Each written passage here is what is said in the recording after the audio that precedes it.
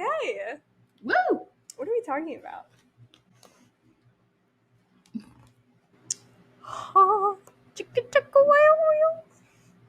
Should I face you more? I feel like you're like going in, and I'm just like drenched rat over here. But you don't look like a drenched I rat. do. I see here like.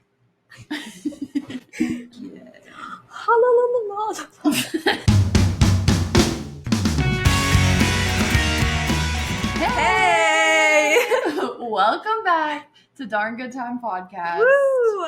If this is your first time hanging out with us, I'm Lauren. I'm Celia. And we're so excited to have you. Yeah. Maybe go back and watch our first couple of videos, figure out who we are. We're a bunch of crazy people.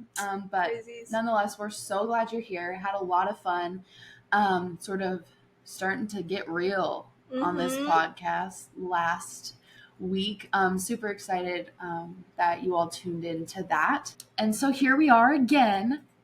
I got on Instagram and asked what you guys wanted to see. Yeah. And got a ton of requests actually, so thank you. And keep them coming. Let us know in the comments what you want to see. And we'll add it to our list. One thing that was requested was for both of us to share our testimonies. And so that's going to be the next two videos, is we're going to tell our stories. I'm going to tell mine today, and then Celia is going to tell her story next week. So y'all be on the lookout for that. Super excited. So in preparation for this video, I was thinking about my life and my childhood. Oh, yeah. And I decided to go on a deep dive into the rabbit hole that is my mother's Facebook. And I found lots of interesting things. So I thought I would show you and you could react to them. Okay. And so these are going to just be some eras of Lauren's life. I'm excited. Okay. So first, there was the princess era. What age is this? I love the face you're making. Yes. Like, that is... Yes, I am a princess. Yeah. That was obviously at Disney. Have you ever been to Disney? I went to Disneyland. Okay. It's so good. But I feel like this same era was the era in which I was afraid of everything. Oh. Therefore, like during the princess? Yes. Okay. So we were at the happiest place on earth. Oh gosh. You don't look very happy. I was terrified because I was scared of mascots, and they're just like everywhere. So Those true. giant. I still don't like them. So you didn't want to meet the princesses? No, I wanted to meet the princesses. I didn't want to meet like Mickey Mouse. Oh yeah. Like the big scary. And I also didn't like rides, so I just like cried the whole time. Oh. And I'm sure my parents were like, "This was a good waste Rough of money." Day. Oh, the face is too good. Yeah. This is a little older, my softball era. Oh, yeah. Love the braids. Mm-hmm. I was cute, and that was about it. You were cute. When played, did you play? Like 2nd through 5th grade. Oh, man. And then I got to a point where I was going to have to try out to be on a team, and I was like, nah, man. Yeah. But I just was always hot. Yeah, you are.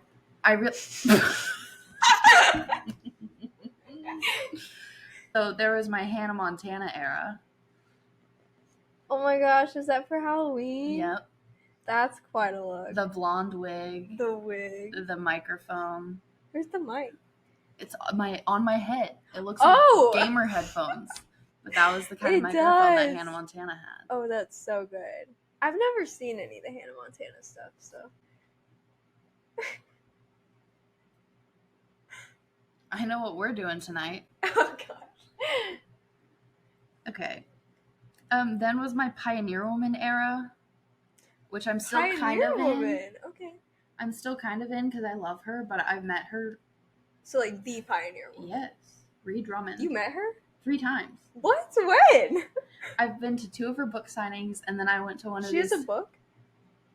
Cookbooks. Okay. You know who I'm talking about, right? The lady at Walmart. Yeah. Yeah. But she has a Food Network show, and my mom and I would watch it every Saturday. And we went to 2 book signings, and then we went to this thing where she cooked on a stage, and we watched her. That's fun. And I was obsessed with her. Huh. So now I'm going to show you. Do you have a picture with her? Yeah, I'll show you. Man. So here's a picture of me and my mom and the Pioneer Woman.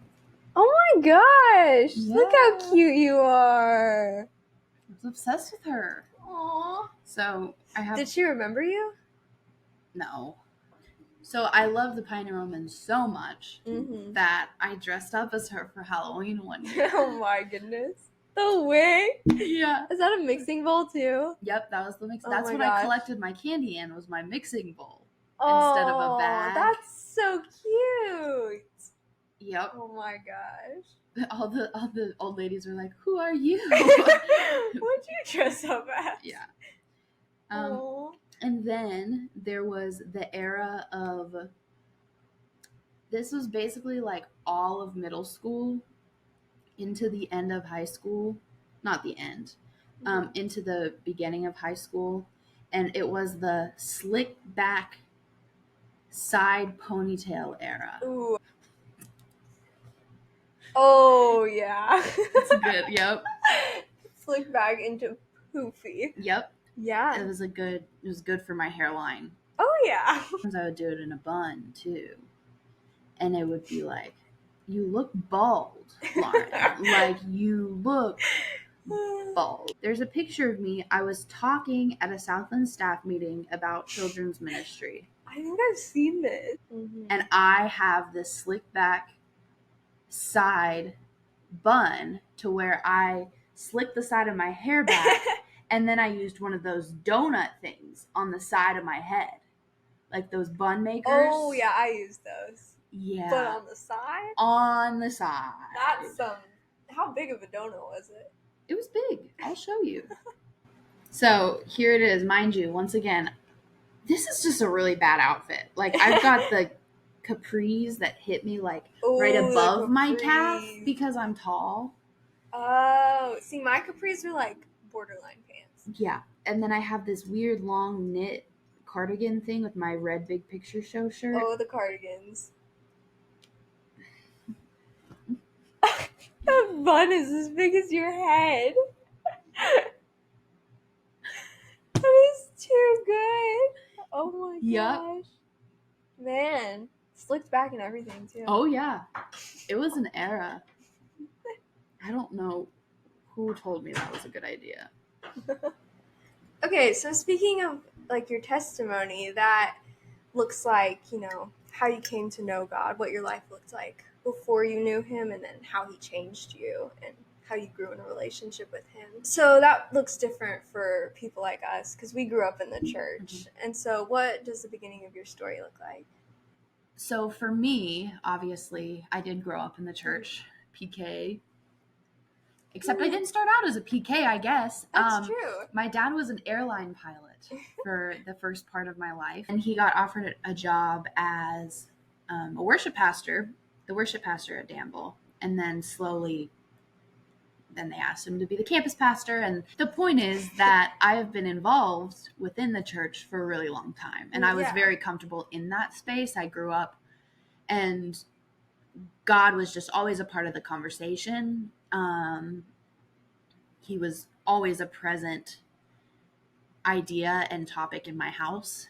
And so I never really remember a time where I didn't believe that he was real, because from a very young age, I was taught that he was. Yeah. And I believed that. So when I was 6, I prayed and asked Jesus into my heart. But I remember praying with my mom, and we wrote down a prayer in my Bible and just saying that, Lord, I want you to forgive me of my sins, and I want to do my life with you, and because I love you, and I know that you love me and you died for me. At that point, I knew that I believed, and that was all that I needed. Yeah. And I think that's cool because sometimes we really overcomplicate it. That's true. And so I did. I asked Jesus into my heart, and then it was a few months later, because we were living in Danville then, that I woke up one morning on a Sunday and I was like, I think I want to get baptized. And I walked in my mom's room and I said, Mom, I want to get baptized. And she was like, okay. And so I was baptized in their pool. And that was that. I was like, okay, all right, here we go. Me and God, it's going to be great. And that was what I thought. I thought that was kind of the end of it. Yeah. And they lived happily ever after. To living your life. Yeah. And they lived happily ever after. Lauren and God walking hand in hand. Woo. And that very quickly wasn't the case. So you had this like unrealistic view of what life with Jesus would be like. So what changed about that? Yeah. It was almost immediate, which is crazy. Yeah. In fact, before I was baptized, a couple weeks before, my grandmother died. My grandma died of cancer, and I had never experienced death before. Yeah. And it was a really weird, hard thing. And I had never had to process it before, but I knew that she was gone and she wasn't coming back. Mm-hmm. And that made everyone sad, and that made me sad, but I didn't really know what else to think. Yeah. So that happened, and then I got baptized, and I'm like, all right, now everything's going to be great. And basically that was in 2009. And then 2010, my mom got pregnant, and I was super excited. And then she lost the baby. And I didn't even know that was possible. Yeah. So I was like, okay, this is weird. This doesn't feel good. Then in 2011, my grandfather on my mom's side died. And I didn't know him very well. But again, it was this reminder of like, okay, things in this world are hard and they aren't forever. And that feels weird. Yeah. In 2011, my mom got pregnant again. And I was like, okay, all right, this is a sibling. I'm ready. I want a sister. I just have this annoying little brother. And time goes by. Oh my gosh, I get to have a sister. We find out it's a girl. And so all I've ever wanted is a sister. Yeah. Then there's no longer a sister. Mm. And I'm 8. Yeah. Like, I don't know. How do you process that? I'm like 7, you know? I don't even understand. Right. Like, why again? Why is this happening 2 times? Mm-hmm. Like, what's going on? And then in 2012, my mom got pregnant with twins. And I was like, oh my gosh, we lost 2 babies. So God's giving us 2 babies. Like, wow, that's cool. You know, God's fixing everything. Mm-hmm. And then one was no longer there. And I will never forget that day. My dad to sit us down and be like, one of the babies isn't alive anymore. I was like, what? Like, this doesn't make any sense. It doesn't make any sense. And then there was a month where I just didn't have my mom because she was in the hospital. And I would go one day, I wouldn't see her. And the next day after school, we'd drive to Lexington so we could visit her. Yeah. And I remember there was just always this fear of, well, we're just going to lose the other baby too. Like, it's just like, there's no way. Our luck is bad. We just have bad luck. Yeah. That was very weird. And I struggled because I thought life was going to be awesome because I'm doing it with God. And life has been the opposite of awesome. Yeah. And the only thing that I can think of in my 9-year-old head is things changed when I decided to do life with God. So maybe this isn't all it's cracked up to be. Mm. And that was hard. Yeah. Because I had never experienced doubt before. And it felt so wrong that I was ashamed to feel the doubt. And so I didn't tell anyone. I just lived with it. So I have this journal that I wrote later on just about my parents challenged me to write about that journey that I had during that time. And so I wrote this a couple years later about that time in my life. And I said, for the next month, it was back and forth. One day I didn't get to see my mom, and the next I was traveling to Lexington so that I could see her. I kept thinking, if God is so good and so powerful, then why is this happening? Why is he doing this to me? It was too much to handle, and I started to doubt God. I was fearful and worried and even selfish enough to start thinking that I wouldn't let this happen if I were God, so maybe I would just be better off without him, if he even existed. I thought a 9-year-old should never have to deal with this much pain. Yeah. And for a 9-year-old to have to feel those things, yeah. Oh, whoa, you Yeah. know? And I was like, dang, this life with God isn't all it's been cracked up to be, man. Like, good Lord. So time went on, and I sort of started to heal from that, and I went to my first CIY conference, and it was crazy because that was June of 2015, and I was excited, but I got there and had just like been going with this mentality for so long that like I'm just gonna do life by myself. Like I'm just gonna figure it out for myself because I obviously can do a better job than God. Like that's become very clear to me. Yeah. You know, so God isn't with me, and you know what? That's fine. And then I went to CIY, and the theme for the week was God is with you. Oh. And I was like, okay. And long story short, I was absolutely wrecked. Yeah.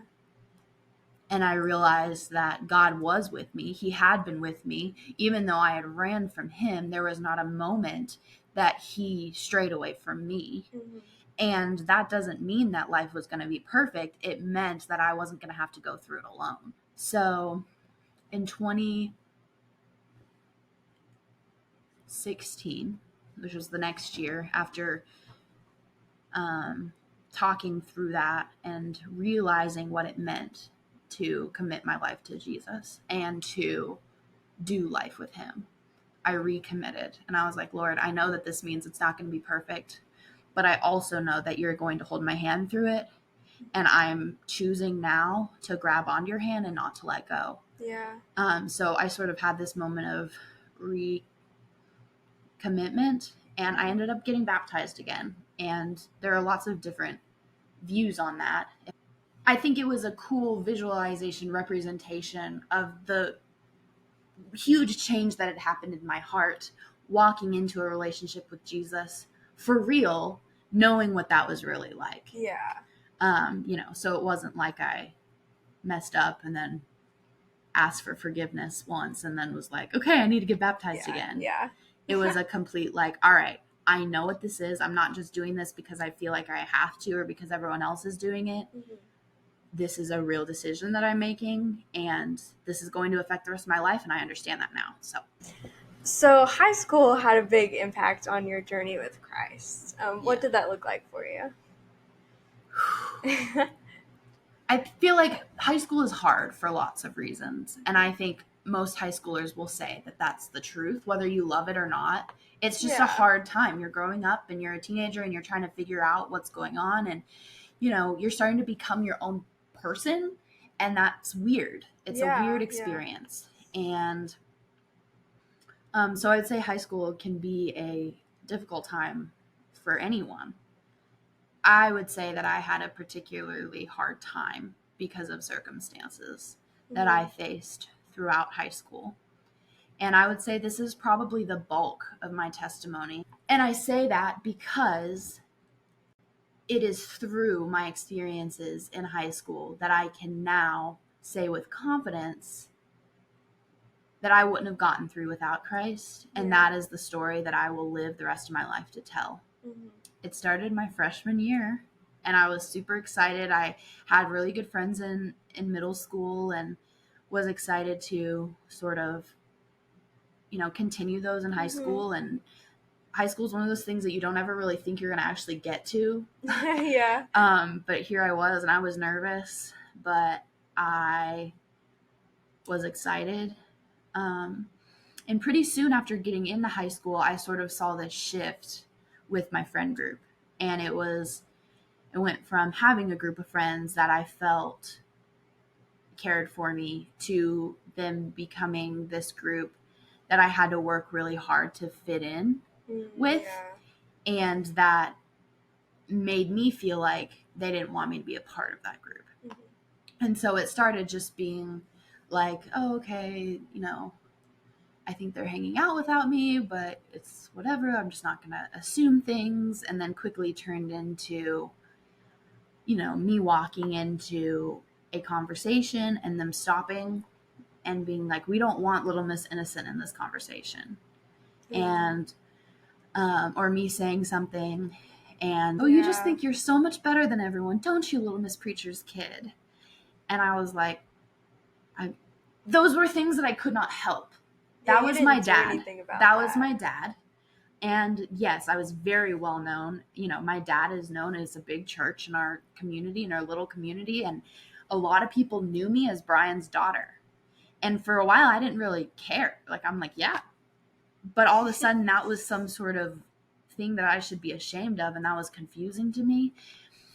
And then they would talk about sleepovers or going to concerts in front of me. And I'd be like, oh my gosh, that sounds so fun. And they're like, well, you thought you were invited?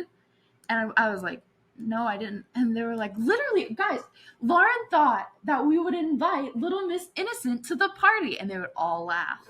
And I was like, oh, okay. Yeah. I was the type of person who was not going to say anything. I was just like, okay, if that's what you think, okay. And I just continued to sort of be there, but not be there. Then it turned into me taking my books. I would have my books and my binders and I would hold, and I'd go to lunch with that group of girls and I would put my stuff down next to them and go get my lunch. And when I came back, my stuff was on the floor. Okay. So then I'm sitting by myself in this big room full of people, and everyone seems to have a friend but me, and I don't want to feel that way. So then it was, I'm going to sit in the bathroom during lunch. I'm going to hide, and I'm not going to eat because I don't want to go into that room. I would start to get these really bad stomach aches, so much that I would feel like I was going to throw up because of the pain. And I didn't really know why or what was going on, but I knew that it got worse when I ate. And it was always bad when I was at school. So we started going to doctors who, they didn't really know what was wrong. They said that I had IBS and gave me medicine, but we tried all the IBS medicines out there. None of them worked. And they were like, this is weird because you have IBS symptoms, but none of the medication that should be helping you is. So we don't really know. So I went gluten-free for a while. I went dairy-free for a while. I tracked everything, what I was eating, how often I'd go to the bathroom, my emotion, like all of it. And none of it seemed to make sense or line up. And I kept going to the doctor and being poked and prodded at blood work and then being like, so it's the middle of the night or I'm at school and I'm screaming, crying, and my parents don't know what to do. They're like, do we need to bring her to the hospital? Like, what's going on? Nothing's helping. Nothing's working. Yeah. What do we do? And I mean, that was scary and painful. And I kept having to go to going from like one hospital to the next. And then I would end up in the ER and it was so confusing and I didn't know what was going on. Yeah. And you're still a kid. Yeah. I'm like 14 years old. And nobody had any idea. So I'm dealing with bullying. I'm going through these medical issues and I'm tired. Yeah. I would tell my mom that I didn't want to go to school. I would cry. I would beg her not to make me. Mm-hmm. If my boyfriend ever didn't go to school for a reason, I would beg my mom not to make me go. And I would have panic attacks in the stall of the bathroom at my school. And I didn't know what that was, but I thought I was dying. Like, that is what it felt like. I thought I was dying. Yeah. So it became very evident that I needed to go talk to someone about what was going on. So I go to a counselor and start talking about everything going on. And it was a Christian counselor. And I remember, I will never forget, she looked at me in the face with tears in her eyes. And she goes, Lauren, you're literally being persecuted for your faith. Yeah. And she said, the cool thing is that you want to know who was persecuted the most for their faith? Jesus. So he knows exactly how you feel. And no matter how alone you feel, you're not. And I mean, I will never forget that. But it was that same day or a few days after that I was presented with this list of like diagnoses. And I wore those like a badge on my forehead. Like, I was no longer Lauren. I was anxiety and OCD and dermatillomania and trichotillomania and depression. And that was my identity. Dermatillomania, I would rip at my fingers until they bled. I would bite my nails until they bled. And it got so bad at one point, it was like back in the day when you had to use a thumbprint to get into your phone.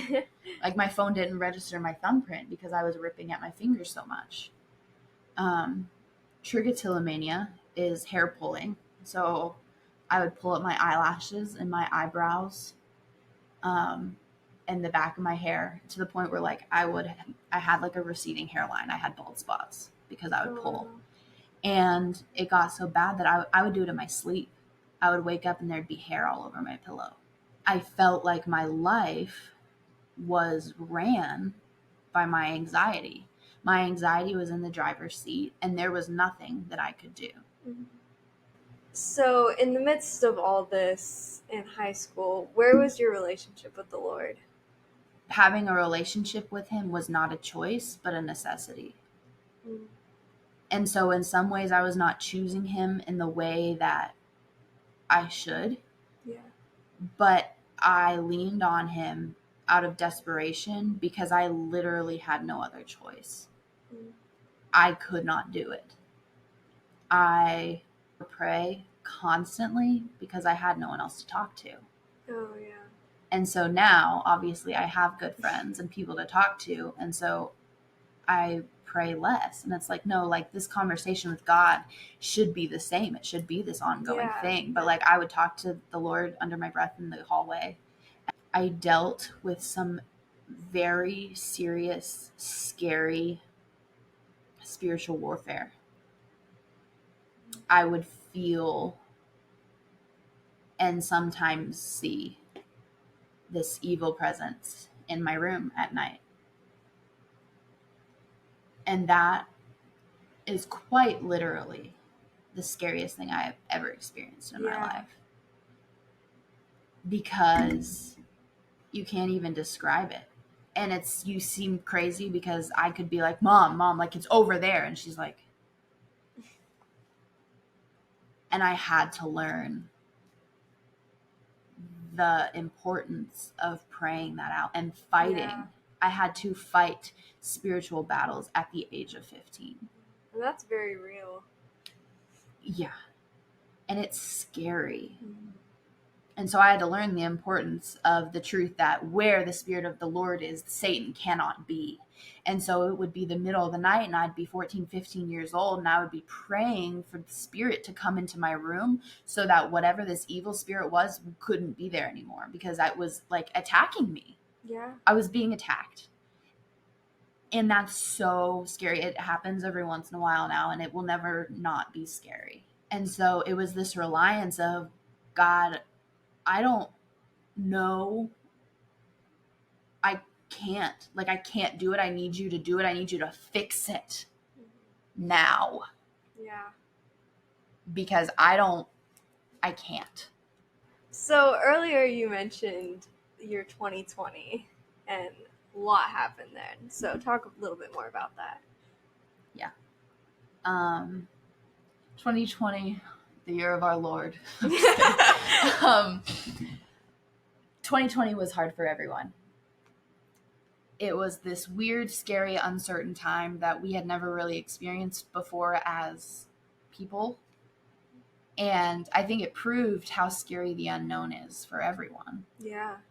I remember the night before, like on New Year's Eve, my whole family was over, and my aunt and my cousins were sleeping in my room, so I'm sleeping on the couch. And, you know, midnight's passed, we had our whole party, everyone's in bed, and I'm tossing and turning on the couch, praying and pleading to God that this year would be better. 2019 was so hard for me physically and emotionally, and I felt so tired. And the idea of a new year, instead of being exciting, like, okay, this is a fresh start, I was terrified. Yeah. I was like, God, I don't know what this year holds, and I'm going to be honest, I'm scared. Please let this year be better than last year. There was this fear walking into that year. And I feel like that's justified. Like, I was like, if anything else happens, like, I'm just going to fall over and die. Like, that's it. Like, I can't do it anymore. So 2020 comes, March comes, COVID starts, and it's this weird thing. Like, and I was already, I should probably say, I should mention that halfway through my sophomore year of high school, I had both my GI doctor, my psychiatrist, and my counselor saying that I needed to not be in school any longer. They worked with my school to make me basically an online student. And so I was doing school virtually before COVID hit, is why I say that.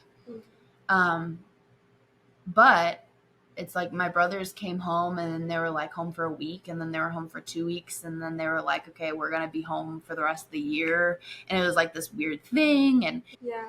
So again, it's just this unknown, and that was weird and scary. And I was like, this is crazy. We have friends in Texas, and they got COVID, and they all got really, really sick, like on breathing treatments, like really bad.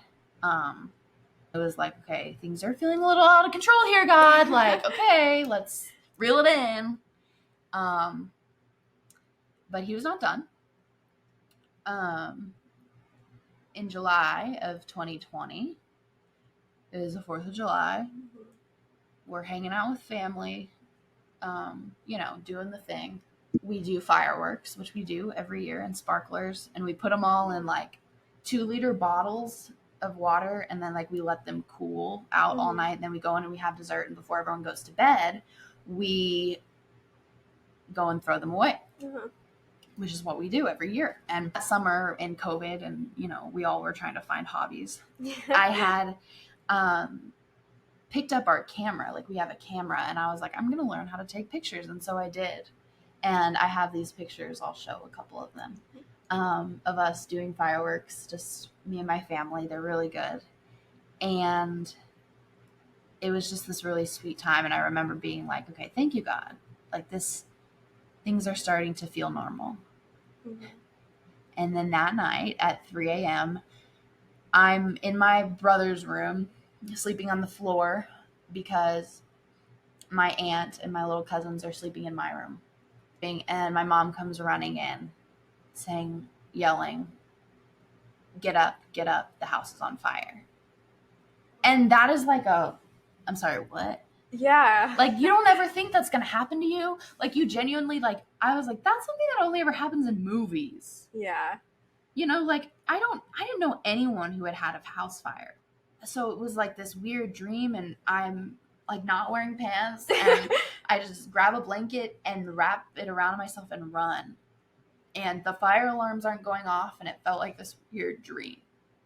And we're running down the stairs, and as we're running down and out the house, the fire alarms do start going off. And it felt so weird because I didn't hear or see a fire anywhere or smell anything. I was just like, I don't know what's happening. Mm-hmm. And I run out, and I feel it. And I'm not even facing my house yet. And I turn around, and it's like the front of my house is there, and just behind it is just engulfed in orange. And that is a sight. Yeah. And so we run out. It's me and my parents and my brothers and then my aunt and her little girls.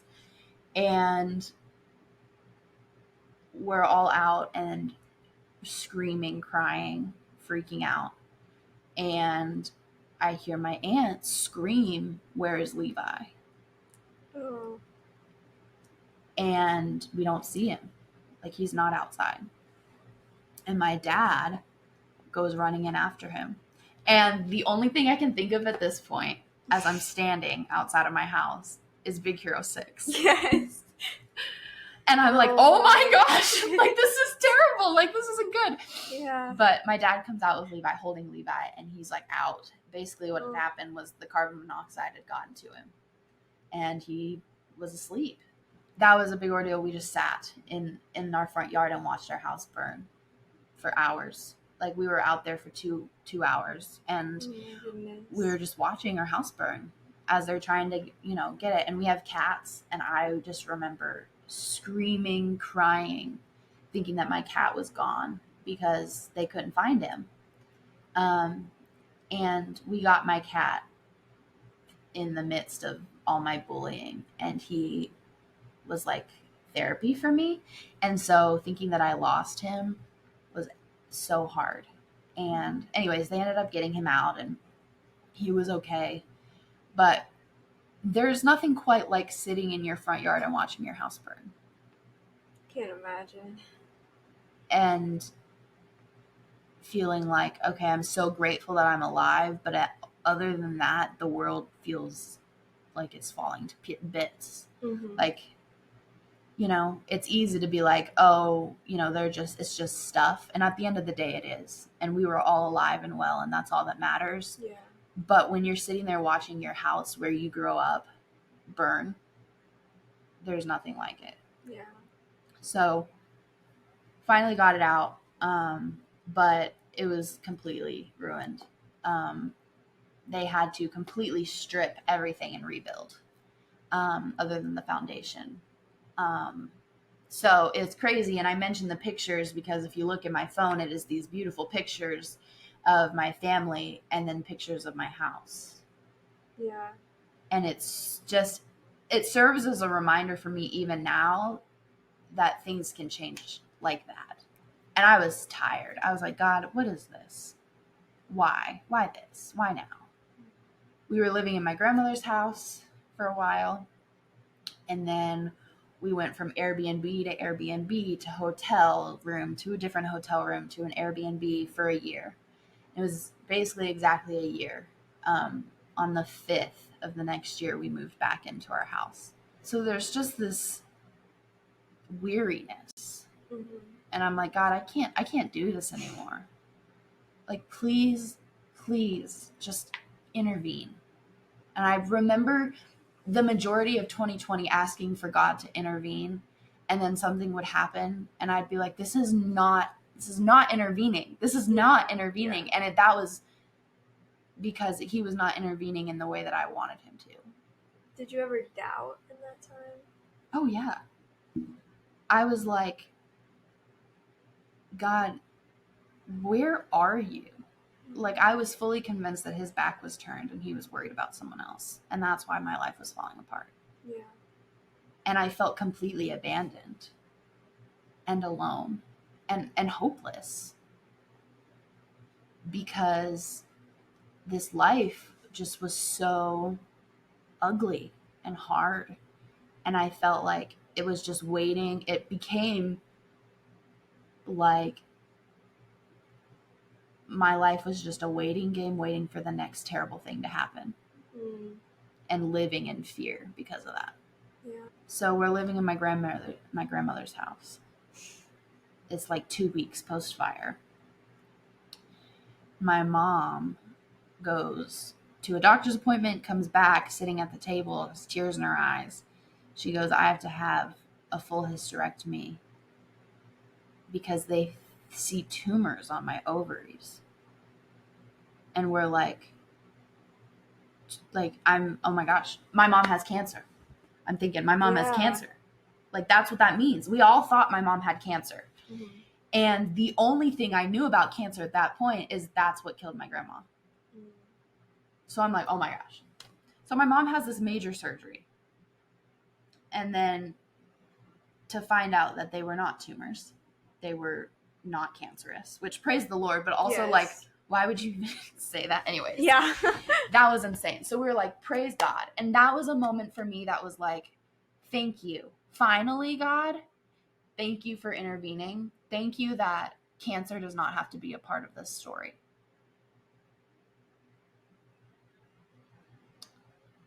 And then it was.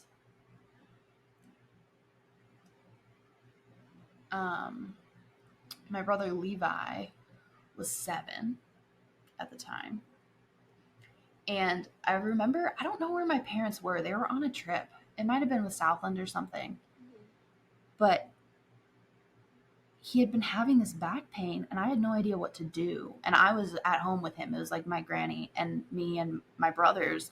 And he was crying, like in excruciating pain over this back pain. And I literally went into CVS like a first-time mom who had had no sleep. And I was like, my brother is like, I need help. I was like, can you please help me? Like the regular kids Motrin is not helping. Like, I need help.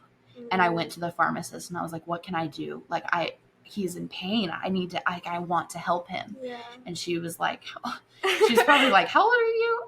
Yeah. I was like 16. And like, I went and I used my own money and I bought like ice packs and heating pads and medicine. And I was trying to help. And he was playing soccer and he fell. And it was not like anything crazy.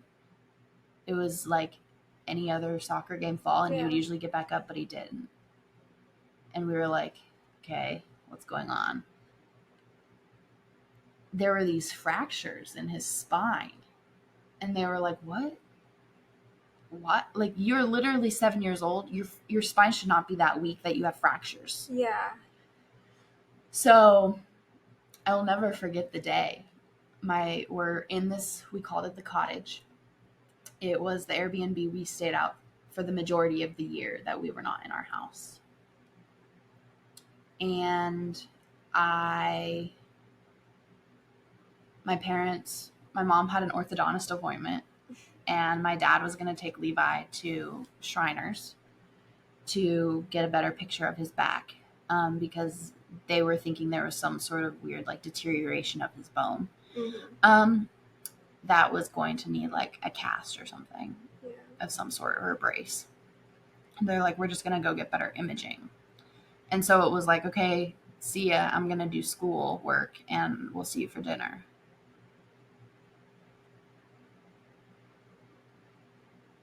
And then it was a text. We've got to do more imaging. So we'll Venmo you money. You can DoorDash something for dinner. Okay. I don't know what's happening.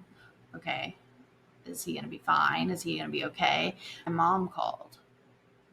And she was like, hey, where's Nico? I was like, he's playing a video game. And she was like, go in there and tell him to turn it off. And she told us that my 7-year-old brother had cancer. Mm-hmm. So how are you feeling in that moment, hearing that? I remember thinking, how much more? Like, how much more are you going to make me take, God? Yeah. I remember my dad couldn't be on the phone with us that day. He was too upset. He didn't want to tell us. And so my mom did. And I've often thought about that, like thought about her. And, you know, obviously I don't blame my dad for not being able to tell us that. But I also hate that she had to do that by herself. Yeah. It was this crazy moment of like, literally, I'm in this place that is not my home. We are in the middle of a global pandemic. And my brother has leukemia. And again, the only knowledge I had of cancer was that it killed my grandma. Yeah. And I'm like, he's 7. He's 7. God, you literally took away 3 of my other siblings. What are you doing? And at that point, it was anger. So they transfer them to UK hospital. And they find out that not only does Levi have cancer, but he has COVID. And that's in the midst of COVID everything. Yeah, COVID everything. I mean, it's a huge deal. And thankfully, and I don't know how, because he was one of those people who was like immunocompromised. I mean, he had cancer, but he was asymptomatic, but he had COVID. Huh. And so they like put them in a COVID room, and they're like in COVID jail, and he has to be there for like the beginnings of, it was like the next day he had to have surgery to get his port put in so that he could get chemo. And it's just like all happening so fast. And at the same time he has COVID. And so basically this news gets dumped on me and my brother. And we're like 14 and 16 at the time, 13 and 16. And I am like, okay, whoa. And then they're like, oh, Levi has COVID. And the rule was they're in this COVID room. If one of my parents leaves that room, they can't come back in. So they weren't going to do that. Yeah. So it was 15 days. It was just me and my brother in this Airbnb. And it was weird. And we didn't really talk about it. I would go in my room and cry, and then I would come out and be fine, act fine. At night, it would get bad, and so we started a show. We watched an entire series during those 2 weeks because we didn't know what else to do. People would drop food off at our door. And I remember I was telling people to contact me with questions or concerns because I didn't want my mom to have anything else put on her. So I was getting blown up by people who I had never even talked to before. And that was okay because it made me feel like I had some sort of purpose. It was so out of control, everything, and I couldn't help. And all I wanted was to be the one with cancer. If that meant that he wasn't going to have to. There's a certain amount of helplessness. Like, this has all happened. And I wouldn't have chose any of it. And here I am, and I'm just supposed to live in it. And that's hard. So, they come back. Levi's going through chemo. It's terrible. When I tell, they're screaming and crying and throwing up. And me and Levi shared a room. And so I would wake up in the middle of the night, and he would be throwing up or screaming or crying. And there was nothing I could do. And I would just pray. And I was just doing everything to like try and make myself useful because I couldn't just sit there in it. Because I would literally go crazy. But at the end of the day, there was nothing I could do. Meanwhile, I'm still going through all my health issues. I'm still having to make trips to the hospital myself.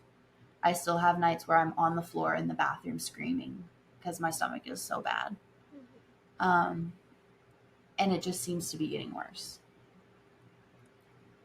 At some point, you can't do it all. Yeah. And I didn't know what to do. I didn't think I was going to be able to exist any longer than then. And it got to a point when I didn't know if I wanted to.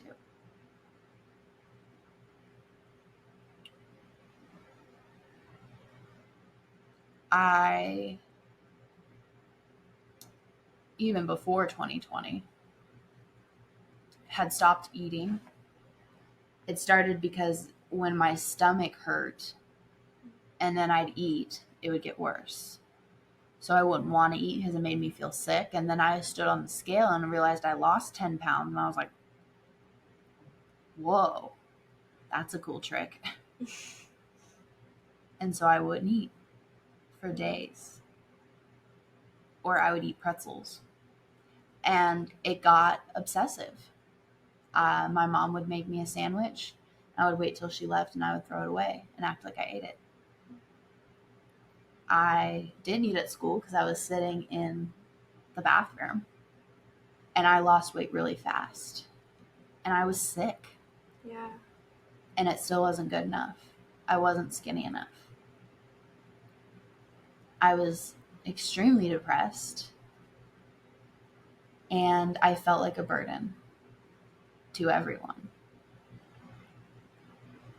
There was one night that Levi was laying in my lap and I was like playing with his hair, and it was just coming out in my hands in big chunks. And I didn't want him to see because I knew it would make him upset. So I was just like collecting a pile next to me. And then he went to bed and I sat there and sobbed, like holding his hair. Yeah. And I thought to myself that I didn't want to do another day, and I was going to do whatever possible to make sure that I didn't have to.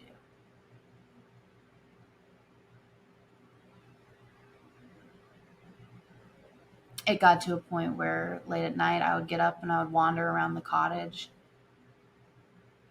thinking about which knife would be the best to cut myself. I wanted to punish myself for not being able to help the situation. I wanted to feel some physical pain because Levi was feeling it all by himself. And that didn't seem fair. I didn't want to. I would be driving my car and I would think, if I got hit right now and died, that would be good.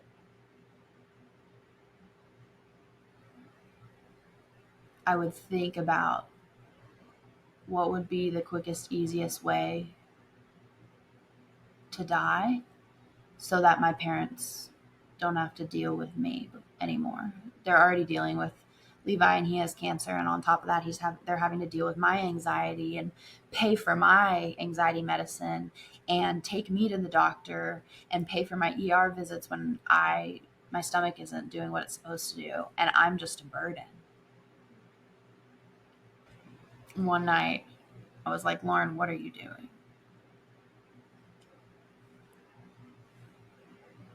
And I got my mom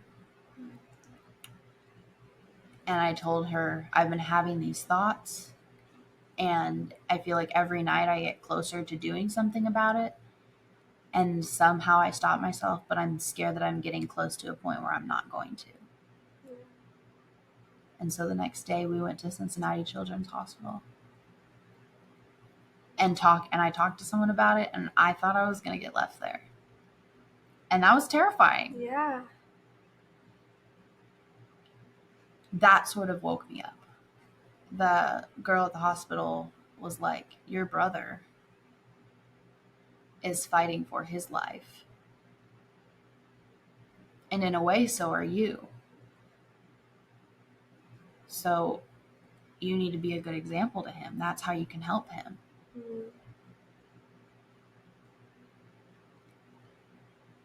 So I'm in the pits of an eating disorder, dealing with suicidal thoughts, just feeling completely worthless. And then I get woken up and I'm like, you have a reason to live, and it's to prove to your brother that you can. Mm-hmm.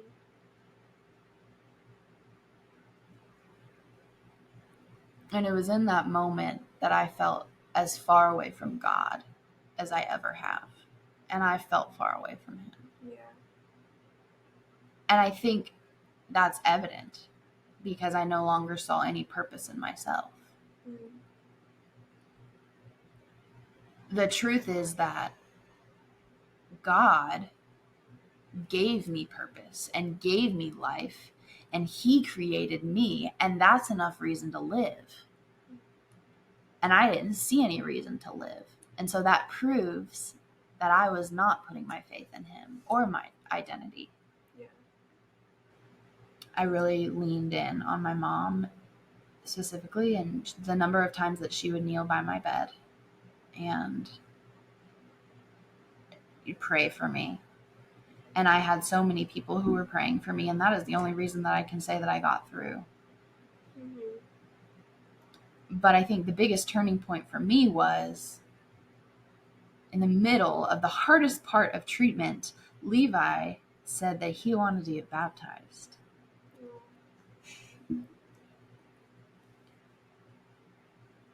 And I'm like, here is this 8-year-old boy who is quite literally fighting for his life.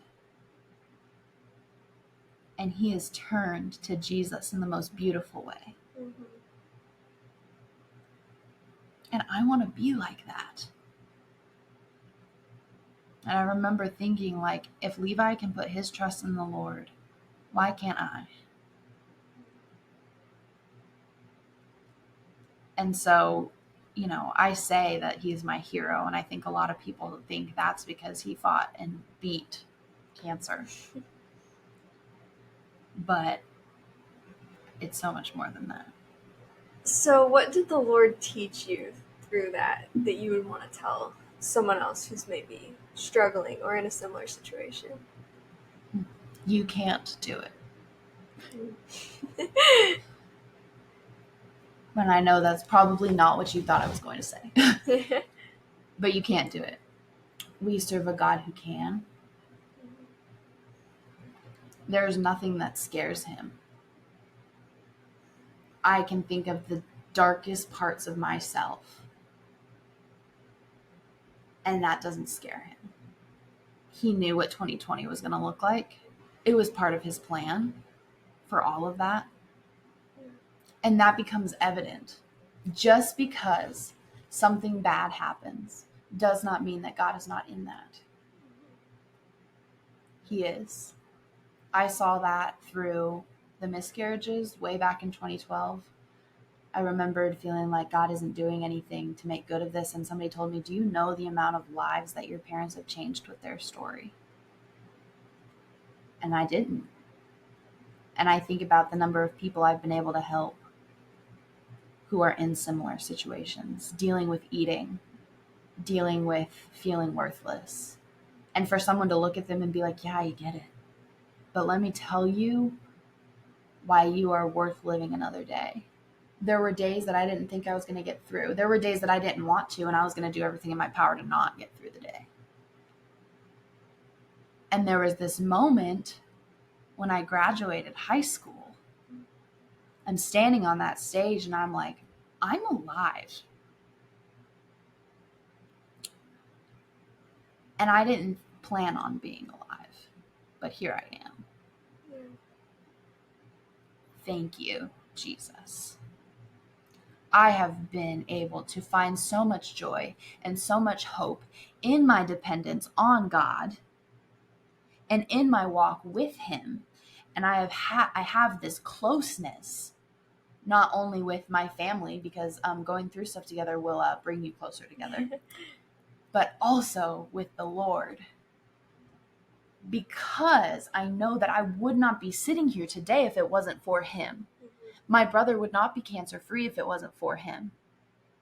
I would still be sick. I would still have to go to the hospital every once in a while. Oh yeah, guys, I don't have to go to the hospital anymore. My IBS, anxiety related. Things feel huge. Anxiety feels huge. Depression feels huge. Insecurity feels huge. Cancer, death feels huge. Death feels like the biggest thing ever. Yeah. But guess what? Jesus conquered that when he rose from the grave. Death, where is your sting? And that gives me a reason to live.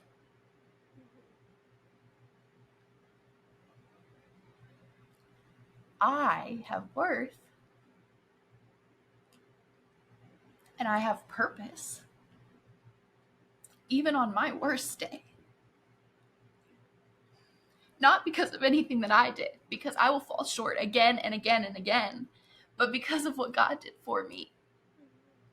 And for the fact that he looked at me when I was laying on the floor, trying to figure out how to kill myself. after not eating for probably 3 days.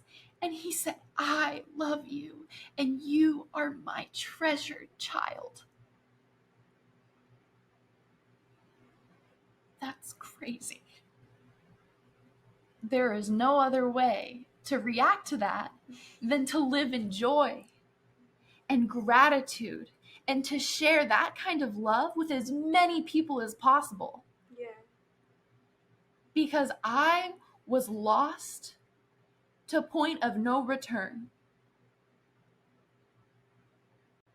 And he picked me up. And he carried me out of that ditch that I was in, because there was no way I was going to be able to climb out of there myself. And he gave me a story worth telling. And he is a good God. And the people ask me, well, what do you think about, why does a good God allow bad things to happen? Mm-hmm. Everything that happens is for his glory. For your good and for his glory. And what we think is good and what God sees that will come out of what happens are very different. Yeah. And sometimes he will spare us from things. Sometimes your mom has a surgery and you realize it's not cancer. And sometimes your brother does get cancer. But either way, God is good. Yeah. Sometimes he will take away the storm, and sometimes he will hold your hand, and you're both going to get wet. Mm-hmm. I will love that quote. But no matter what, you're not alone. And I believe wholeheartedly that my God brought me through every single thing that I walked through in my childhood, which is a lot, so that I can love on his children better, specifically his children who struggle with the same things that I struggled with. And that's a wide variety of people. You know, I can connect to a lot of different people, and I'm grateful for that. I used to be ashamed of my story. It took me a long time to tell anyone that I struggled with suicidal thoughts and self-harm. But I realized that if I can point people to the Father, that's a gift. And it doesn't matter how that makes me look. If I can point people to the Father, that's all that matters. Yeah. And so I think if I could wrap my story up in one sentence, it would be like, the Lord never changes. He is our constant in an unconstant world. And there will be troubles. We are promised that. But never will I have to deal with them alone. Yeah. And he will always find a way to redeem my story for the glory of his name and for the good of those that he loves. And that is an honor to get to be a part of. So that's my story. Yeah. Woo! Thank you guys for sticking around if you did. I know that was a lot, and there were probably things that I didn't even touch. Yeah. I think it's important to know that your story doesn't have to be like that, you know, for God to be evident. Yeah. God will work in your life no matter what. Mm-hmm. And in big ways and in small ways, that's evident in both ways. That's very powerful. Yeah. I think it's especially cool when God does work in the small ways, you know. Thank you for being willing to share that. And I hope it impacts a lot of people as it's impacted me. Me too. Well, y'all, that's it. We're going to end it there. This has been long enough. But we hope that you were encouraged or impacted. And again, feel free to reach out. If you have any questions or you want to know about anything else, or if you have any just recommendations of what you want to hear us talk about, whether that is serious or funny, be like, Lauren, I want you to try some weird flavors of ice cream. All right. You let me know. We'll take any suggestions. Yeah, we like ice cream. So yeah, that's all we have for this week. Be sure to come back next week for part 2. Celia's going to share her testimony. Yay. We're super excited to learn from her and just to get to hear what God has done in her life. I know that I've been impacted by her story, and I'm so excited that she gets to share it with you guys. just so much wisdom in this girl. So be sure to come back next Thursday. Thursday, yes. And we will see you then. See you next Thursday. Bye, guys.